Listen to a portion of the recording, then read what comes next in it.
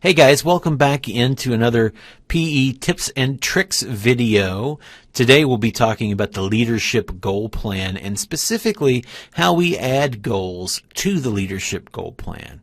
There's three different main ways to do it. We'll hit all three of them. The first thing we got to do is get in our goal plan. So we can either click one of these goals down here to bring it up, or we can click Home and Goals. And up pops my goal plan. I can switch the goal plan that I'm in by clicking over here. For today's purposes, we'll be in the 2016 Healthcare Leadership Goal Plan, but these instructions will work for any of the leadership goal plans.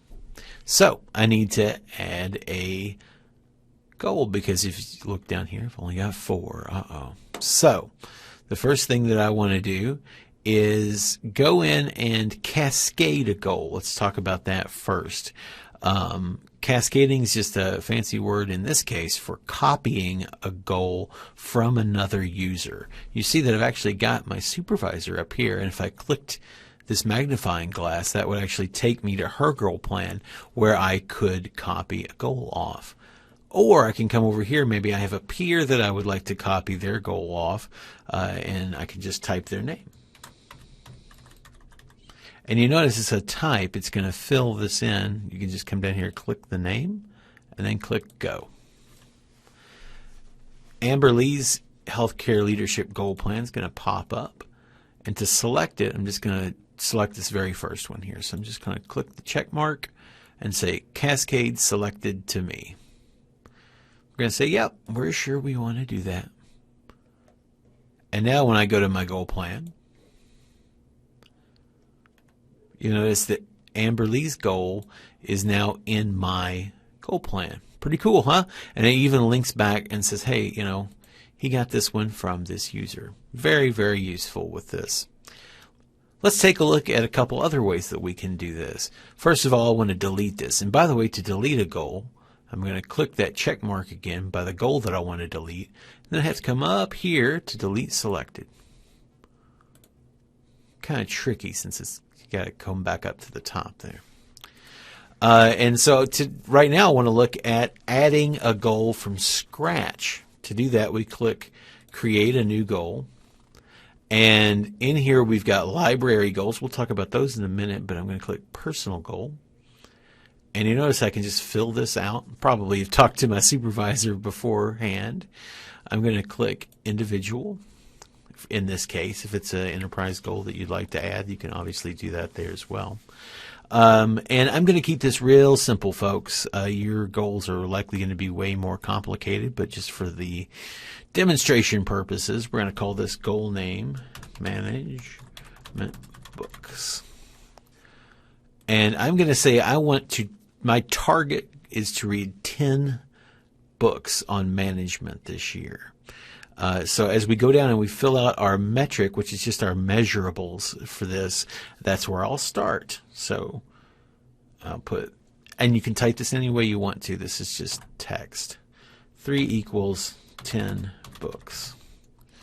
And then therefore, obviously, a 4 would equal 11 or more books. And then we can just work backwards, right? So come up here, get us some space. And I'll start with a 2.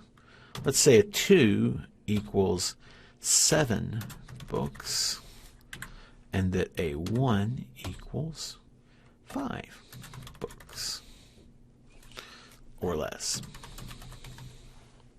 So now that I've got this laid out, I can come down here and, I have to fill in my achievements.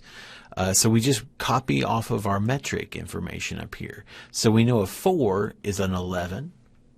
You don't have to put higher. It'll understand that if you read 12 that that's a 4. Our target is a 10.